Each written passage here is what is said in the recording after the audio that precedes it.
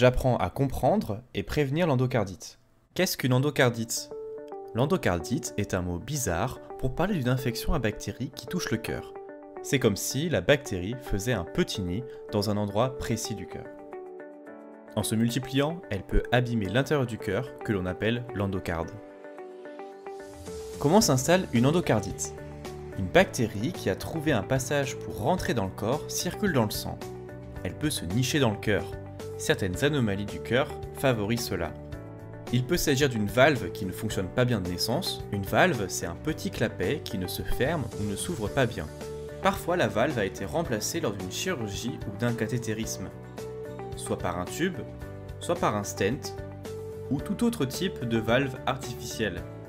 Il peut s'agir aussi de petites zones de communication comme le canal artériel ou la CIV, communication interventriculaire. Comment la bactérie peut rentrer dans mon corps? Les bactéries peuvent rentrer par différentes portes. Au niveau de la bouche, par une carie dentaire, au niveau de la peau, par une plaie, des morsures, des griffures ou encore des tatouages, des piercings. Au niveau des poumons ou de la vessie ou d'un autre organe, si on ne traite pas bien une infection qui touche d'abord un de ces organes. Quand on a une valve artificielle, il est très important de bien prendre son traitement, notamment un traitement par AVK ou par aspirine. Cela permet d'empêcher aussi la bactérie de se fixer sur la valve. Comment savoir si j'ai une endocardite? Le plus souvent, on ne le devine pas tout de suite. On peut avoir de la fièvre qui dure longtemps, même après un traitement antibiotique. Il peut arriver d'avoir des frissons. En général, on est très fatigué et on perd du poids. Parfois, on peut avoir des douleurs dans les articulations. On peut se mettre à transpirer beaucoup la nuit. Tous ces signes peuvent arriver un peu en même temps ou bien dans le désordre, et surtout de manière plus ou moins importante. Dans ces cas-là, les médecins peuvent demander de faire une prise de sang pour rechercher des signes de l'infection dans le corps. Si le doute se confirme, il faut faire des analyses plus poussées à l'hôpital. Comment soigne-t-on une endocardite? L'endocardite est une infection très dangereuse et son traitement est très long. Parfois, il est nécessaire d'opérer pour essayer de réparer les dégâts faits par la bactérie. Dans tous les cas, il faut un traitement par antibiotique en intraveineux pendant de longs mois.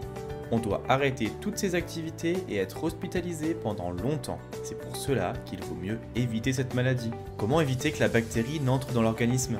Pour l'éviter, c'est pas compliqué. Il faut avoir des bonnes habitudes. Ce sont les mêmes que tout le monde et toi, tu dois être celui qui les suit le mieux. Se brosser les dents 2 fois par jour. Tu vois, il n'y a rien de nouveau.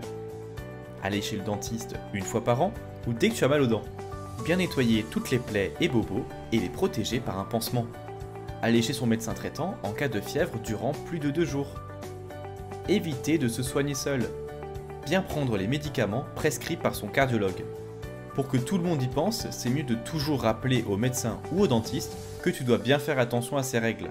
Il y a aussi des choses à éviter. Si tu as envie de boucles d'oreilles, d'un piercing ou d'un tatouage, mieux vaut en parler avec ton cardiologue avant de prendre des risques inutiles. Vous trouverez ensemble des solutions. Guérir c'est bien, prévenir c'est mieux.